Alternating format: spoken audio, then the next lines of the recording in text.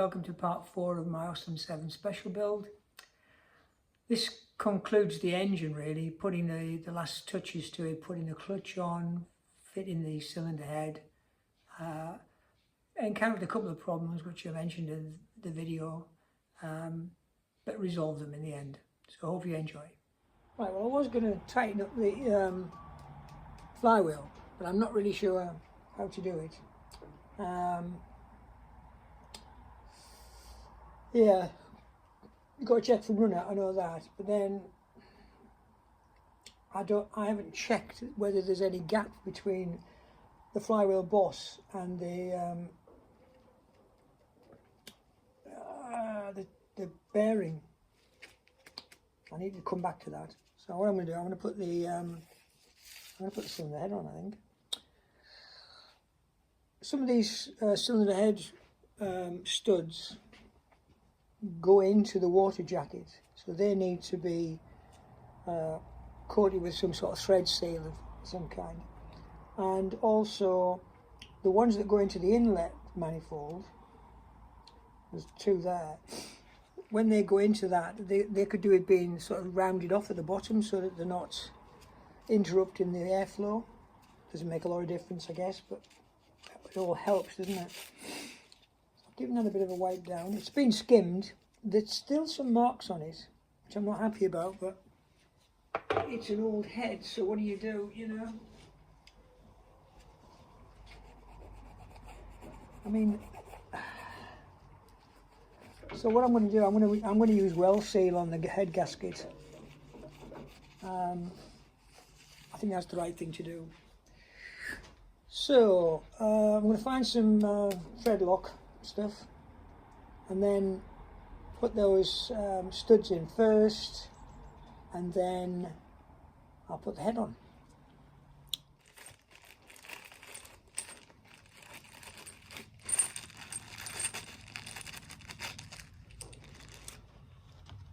Right, fit these.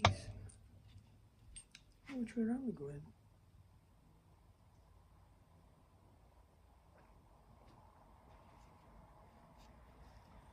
Which way around do they go in, do you reckon? Thicker thread on one end than the other.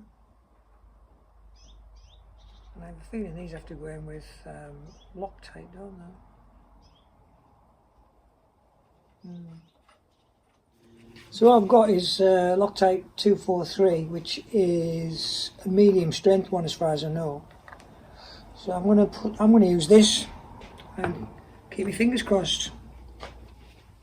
We'll see how we get on. Obviously I'm not going to film it all. It'd drive you bonkers if I was to film it all. Not that there's any in here. It's supposed to come out of there. Of course I may not be doing anything if I can't get the thread lock out.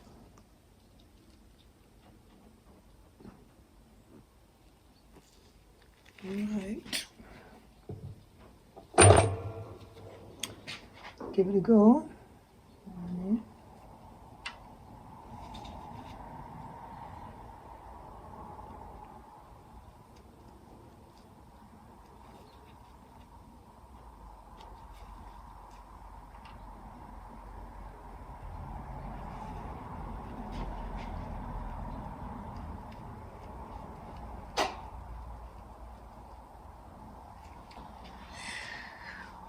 I'm fairly sure I need to wipe the excess off there so that the cylinder head will sit properly. I'll do that now before I go any further.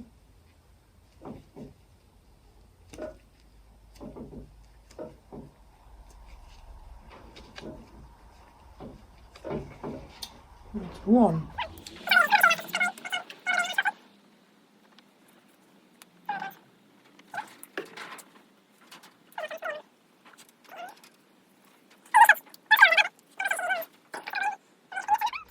Yeah, so on this one here, I've had to use 2 nuts to tighten it down far enough to go the whole distance, as it were. And I suspect there might be a couple of others like that. Keep them handy and keep the spanners handy. Clean off that excess while it's wet.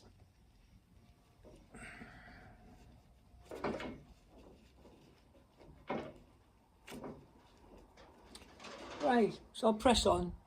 You get the idea. I think, going to just grind a little bit off the ones that go into the inlet manifold. There's two there, because I think that's important that I keep that smooth running underneath. So I'll just put them in the grinder and just take a little bit off them when I've worked out how much excess is poking into the inlet. See how that goes.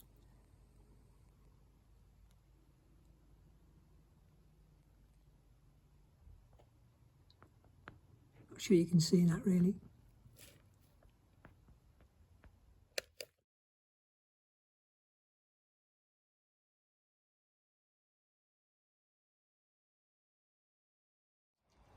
So I'll put a few in, put a few of the studs in, and I'm just continuing with them.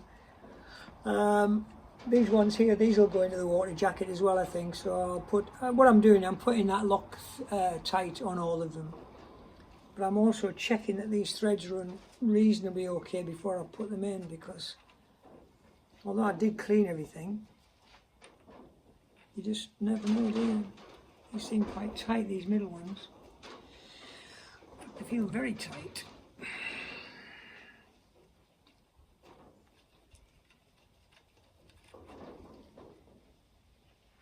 That is not a new stud, is it? That's why. That's a new stud. See if that runs any better. Oh, what a difference. This shows you, doesn't it? That's an old stud. It's got in the bag with the new ones. I'll probably need to buy a couple more by the look of it. But that's much better fit. And a bit of Loctite on there.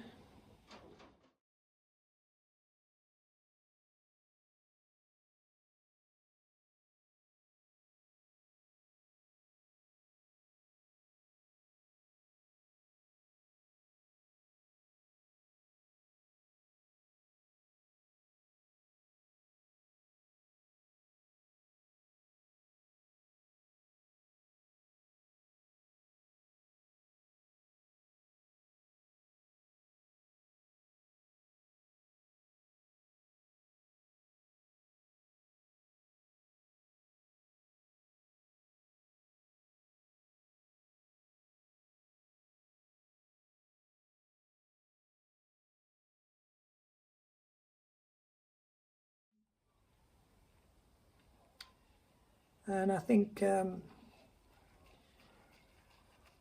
once you've seen one or two go in, the rest are pretty obvious, aren't they?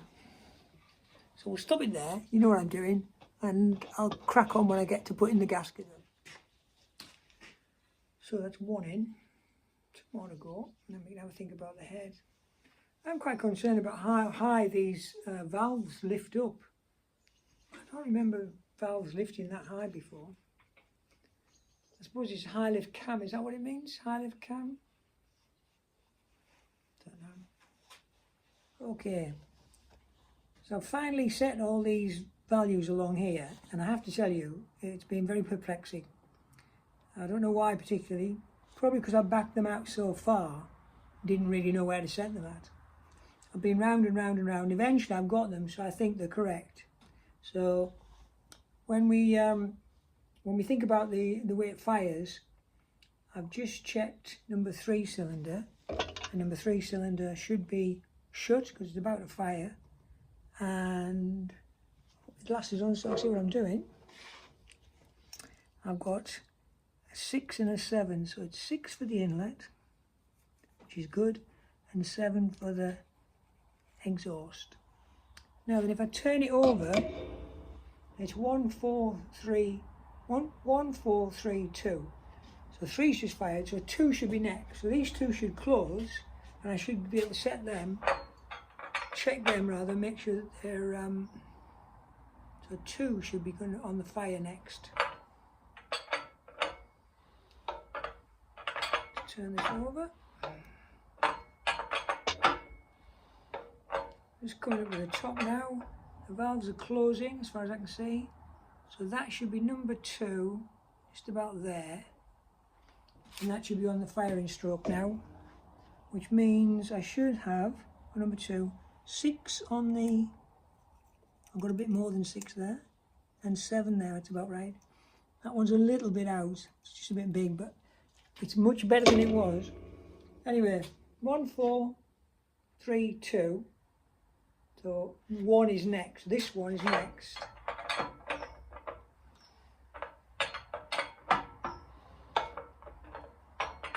And that's going up to a firing stroke there. So those valves should be closed, which means that obviously the gap is at its biggest. And I've got 6 mil for the inlet, which is very nice, and 7 for the, which again is a little bit on the big side, but I'm not too worried about it. So yeah, I'll just do that again. 6 on there, and 7 on the, 7 on the exhaust, 6 on the inlet. So that's that, and I'll just do one more turn. So it's 1, 4, so 4 is next. So I turn this round, 4 should fire next when the valves go down. The valves are going down there, on 4 on here. Let's tip it a bit so you can see. The valves are just going down now here. Piston's coming up on its firing stroke. Goes to the top there. And if I check these, the gaps on these should be right as well. So it's 6 for the inlet, which is nice. 7 for the, yeah, all good. So basically using the rule of 9 is what I eventually ended up doing. So what you're doing is when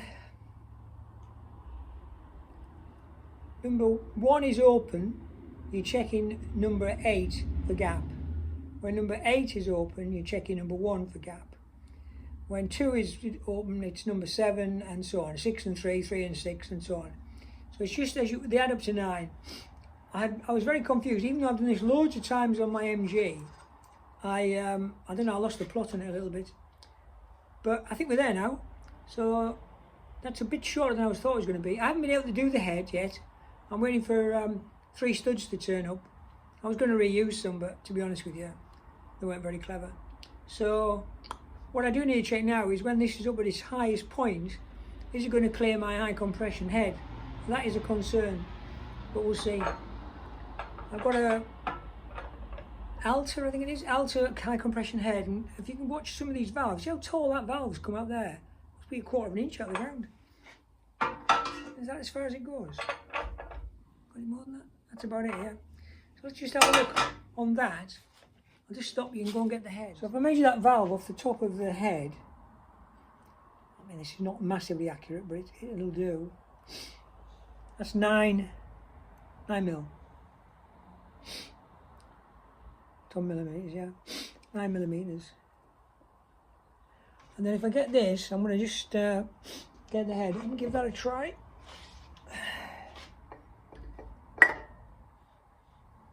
How have I got there?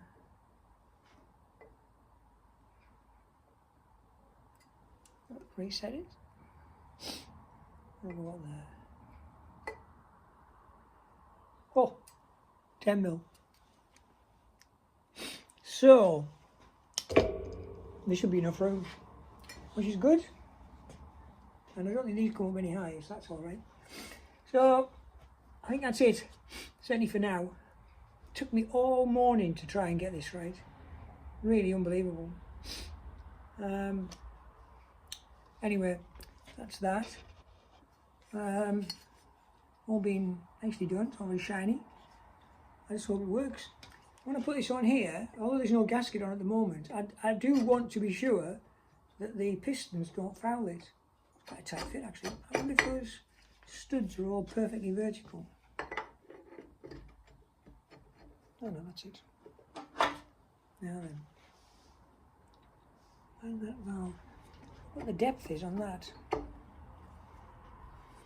Come on.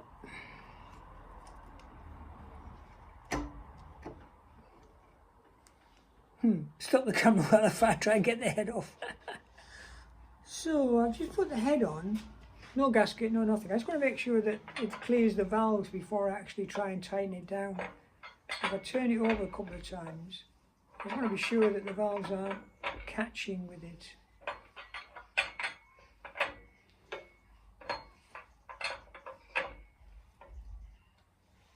And there did seem to be plenty of clearance, but you don't know till you try it in.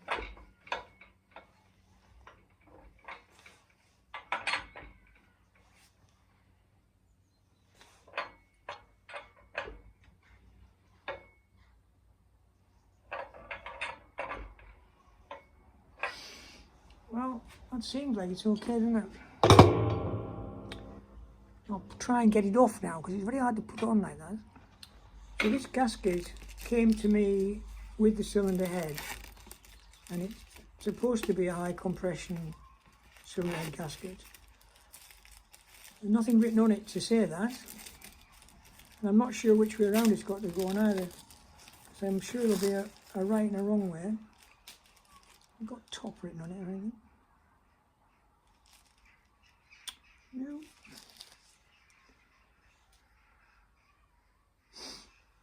It has got these raised areas here on the where the copper's bent over there. I think that needs to go down. What I think. If I put that on there, just to try it first. Turn it over once a minute. It wouldn't appear to be any much difference to it, but I'm just thinking that the cylinder head is extremely flat, and that's that. This side's got that slight raised area there. You'd want that to crush down against around everything, wouldn't you? So I'm gonna say that should go down. I should really check, shouldn't I?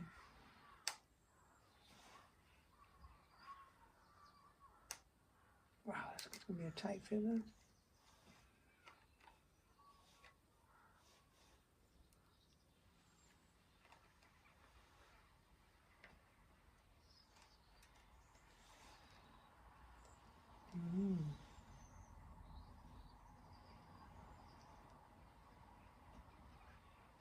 Yes, sirree. That's going to take a bit of dropping down without bending it. What I need now is some well seal putting on.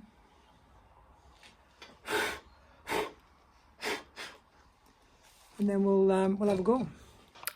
Now this is where I've got to apologise, because although I thought the camera was running, it wasn't. So I had to nip indoors and get the Woodrow book out to check the order of tightening on the cylinder head. I did apply well seal to both sides of the gasket, and I tightened it down to about 22 foot-pounds, even though everybody says 18. 18 to me seemed very, very soft. So I've made it more than that. I also tightened down the water outlet on the top of the head there and put some 3-bond on that to seal that.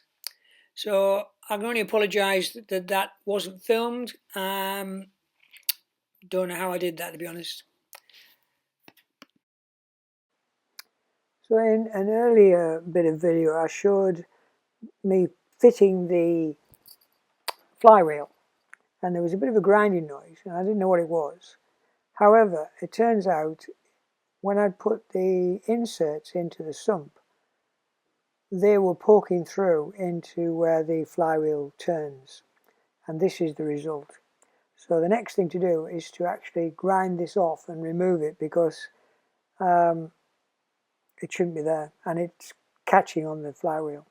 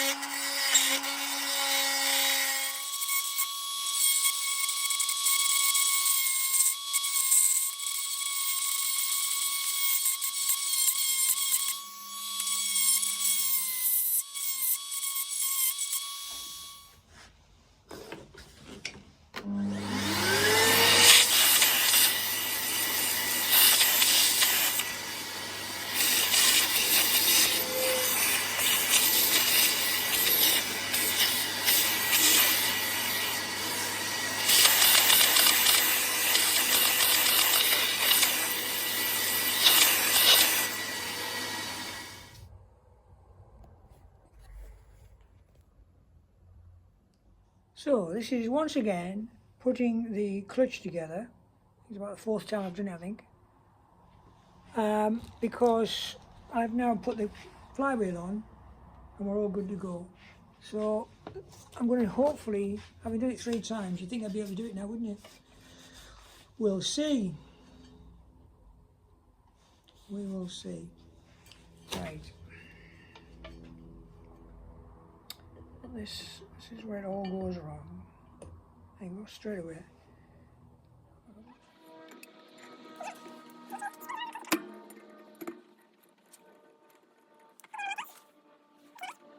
So this is the clutch mechanism, whatever you want to call it. And I'm going to try and explain how I got these mousetrap springs in, because I read somewhere in one of the forums, I couldn't find it again, a guy who'd done it in a very different way to the way that Rory Dunford suggested on a post I saw from him.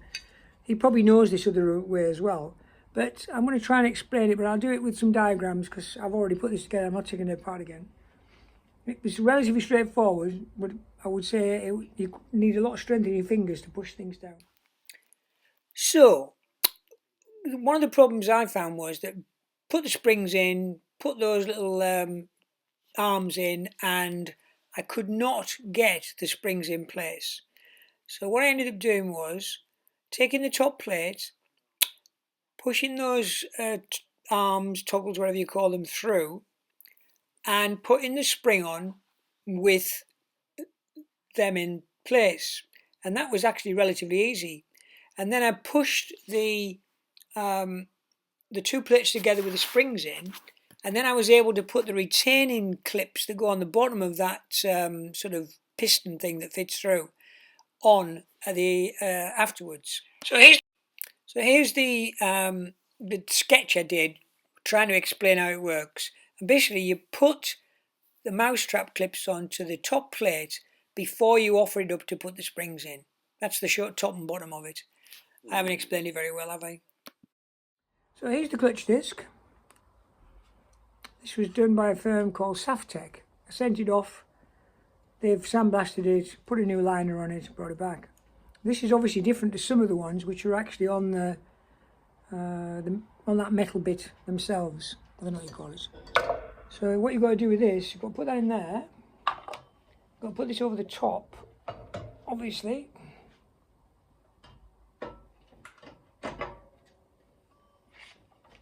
And then, before it gets all tight, you need to put the that gadget on to centre it. But I'll just put one nut in, just to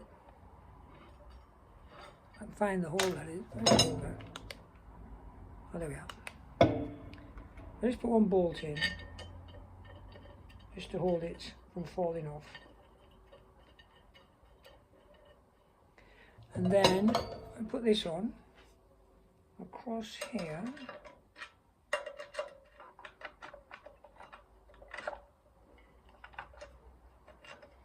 And that, you see that's holding the clutch plate in the correct place, whilst I can now put in these bolts. I read somewhere these have got some kind of locking tab on them. I don't know why they would have a locking tab on them. I don't know how it would lock. So what I'm doing is I'm putting spring washers on them all, and I'm going to hope for the best.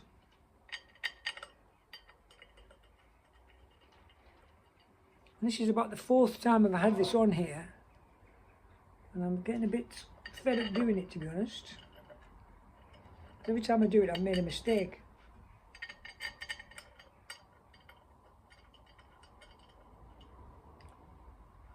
No, I don't like that bolt. Why isn't that one going to go in there? Some of these bolts, the threads are a bit iffy.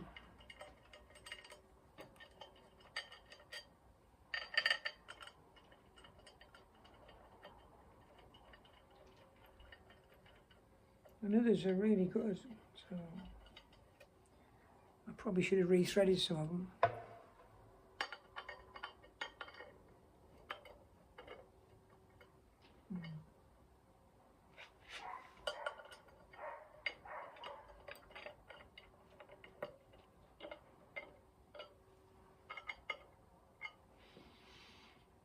I've got another one.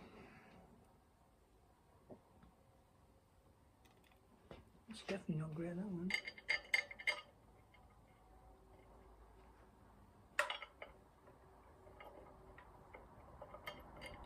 I don't like that. What's that one like? Not better. No.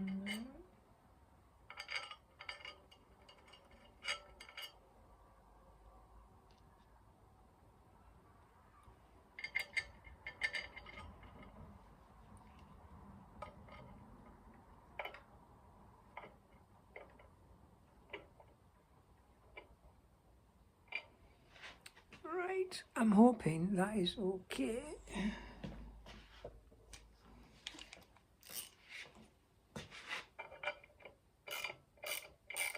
It just feels tight, it doesn't feel crossed.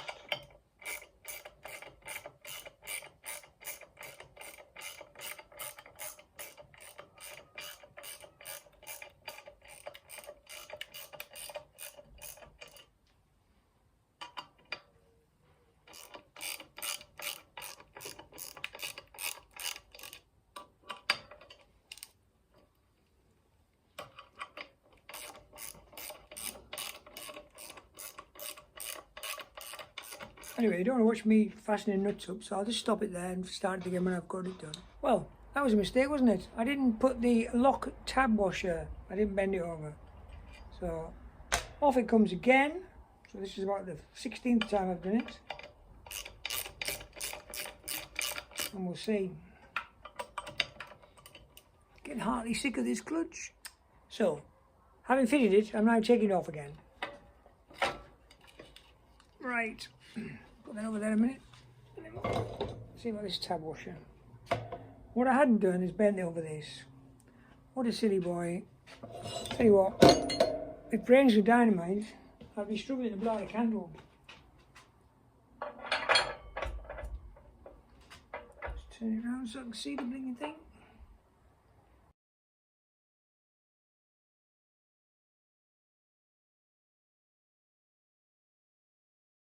So I bent that tab washer over again.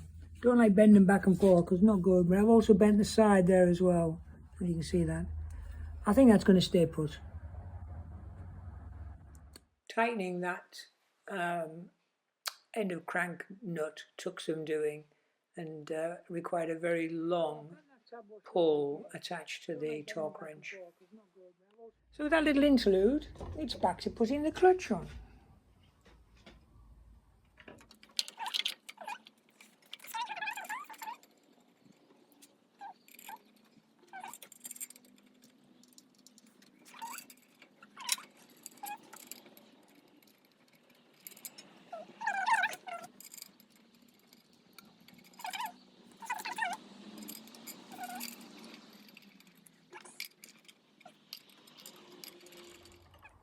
Okay, I'll stop it there because I need to make 1, 2, 1, 1, 2, 3, 4. I need to make 2 of these. These are the old bolts, and they're just, have a look at the threads on them. They're not good, are they? So I'll stop it there. I'll cut a couple of bolts short and make them that size, and then we'll go from there. Right, back again. I've shortened a couple of bolts so that they will now fit. Try and get this centered in the middle.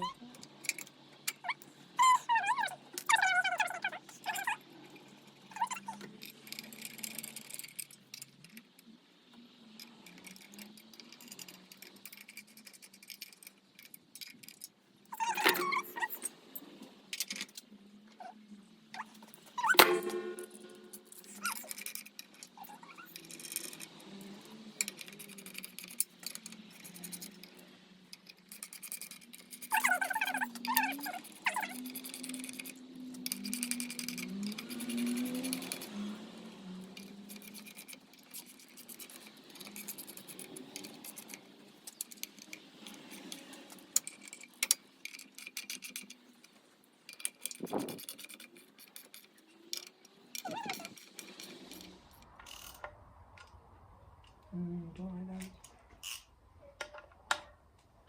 is that one so tight? Let me start off tight.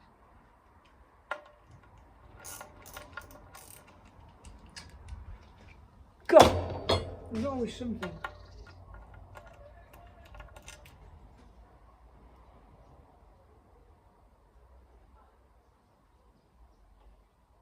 Yeah, I've been trying to put that in too far, haven't I? It's gone, I've ruined the end of that one. I'm going to have to...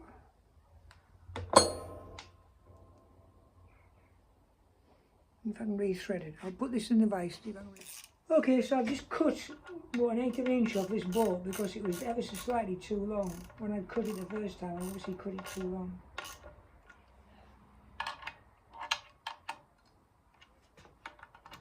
Again, I'm not sure what taut these should be, but I guess tight is tight, isn't it? Don't want to strip any of the threads. That's my biggest concern.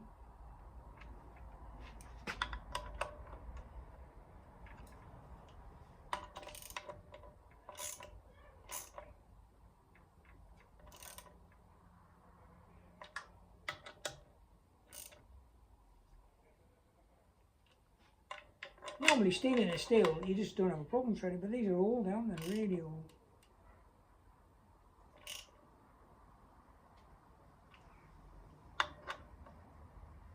Equally, I don't want it to come loose. That wouldn't be good. This is going to be spinning around with God knows how many RPM. You really don't want it to come loose. I think you pretty much hear it off your clutch. If one of these nuts bolts came out and jammed itself in the clutch, you'd know about it.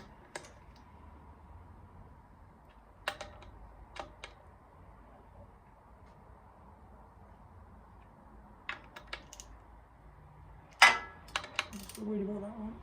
It's tight, but it's not tight enough. Right. Take out my special tool. Turn it over. Hopefully it turns over lovely now. Oh yes. Very nice. Yay!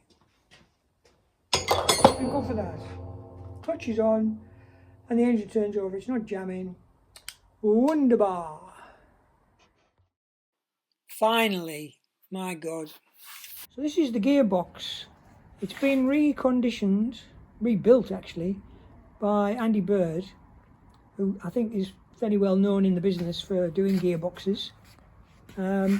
He did have some issues with the gears, but he sorted it in the end, which is great. I haven't bought a new thrust washer. That looks pretty decent, and I think he must have checked that for me, so that's okay. So that's going to be something that will be going on the back of that shortly, just so that I can put it in the engine and see what it looks like. Right, so we're in the shed now. That was the garage before. And I've got my 7 here chassis. As I told you before, the front suspension's all put together, which is good. What I'm looking at now is, you know, between doing the engine and everything else, I've been trying to think about the body and where things should go. I want to move the engine back a little bit. This little board here has the 4 bolt holes on it where the engine mounts are, and that's roughly the sort of shape it is. And what I'm going to do with this is I'm going to move it back somewhere about here, so the mounting bolts are in that line there, and that's about, I don't know, 2.5 3 inches back.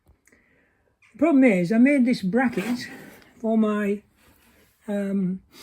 steering box, and of course it fouls this, doesn't it? So there are 2 engine mounts going to be required on here, which lift the engine ever so slightly, and obviously provide the position to bolt it, because obviously those bolts are no longer used. When I put them on, it's going to foul this. So the work I put into this, I mean, it's not brilliant, but the work I put into it's all wasted. So I'm going to have to think about a different way of doing that, because that's roughly the position I want it in to give me, it's not the right angle. It's tilted over, as you can see, but it's the right position for the seating position as far as I'm concerned, give or take. And of course I want to put the engine in because I've moved it back, I'm fairly sure the gearbox is going to foul that cross member there. And I don't want to remove that, because obviously it's part of the structure of the thing. I also want to put in another cross member here that runs to the back along that line there, because that's going to help support the tunnel when I put the tunnel in for the transmission. But I've already sort of roughly worked out where the gearbox is going to sit, and that's going to need, I don't know, half an inch, 3/4 of an inch taking out of it to give myself clearance. And then you're getting into that position where the rivet is. I don't want to touch that if I can avoid it. So it's all getting a bit tricky. I might have to lift the engine ever so slightly more than I wanted to, but we'll see.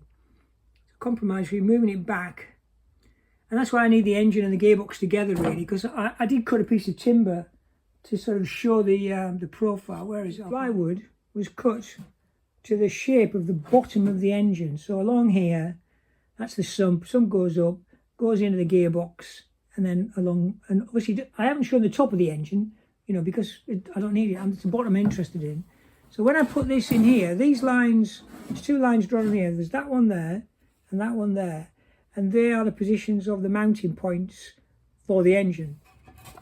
If it was to go here, where those mounting points are, there's absolutely no problem at that level. Even when I get it down to the level the engine's going to sit at, it actually clears that, obviously, because it came out of here, it clears it well. But when I move it back,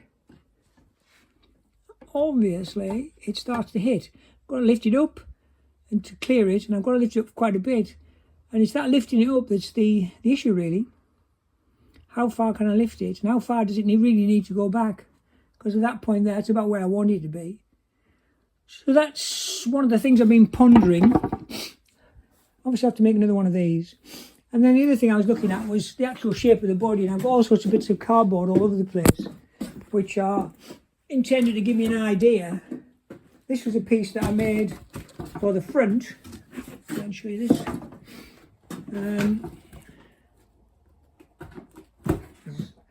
Cardboard version of the radiator shroud. I mean, it's not perfect and it's probably not the right dimensions, but it's about right and it's about where I want it to be. And another reason why I want to put the engine back a little bit, because if you look at where the engine mounts are there, radiator will go inside that shroud. It's got to go a fair bit back, and it'll help with the weight distribution as well.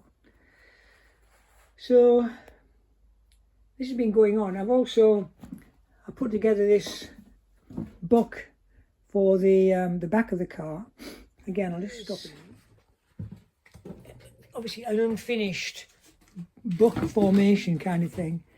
I've sort of started on one side. The angles and the curves are not right, but it's this side I've not done yet. I want to try and get one side right first. So these have been going on as well, because I'm really concerned about getting the body to be something like a fit. Not easy, I'll tell you. And to look right. Anyway, I thought you might be interested in seeing where I'm at with that as well. Right, well, that's part 4 concluded.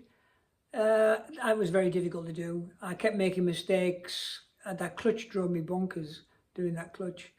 But in the end, the engine's together and it looks pretty good, to be fair. I may have got some of the clips the wrong way around in this. Bear with me, I'm learning all the time. I'm not really a video maker. So I hope you enjoyed it anyway. And the next thing I'm going to be looking at is starting the bodywork, I think, because there's quite a lot to do on the body, just planning it out, how it's going to lay out, etc. Anyone who's done one of these will know it's not easy. And there'll be some ancillary stuff to do. I've got the dynamo on the bench at the moment, and the distributor. So all the things that, you know, the carb wants to sort out as well. So those things will appear in the next one, but it's the bodywork I'm really interested in getting stuck into. So see you soon.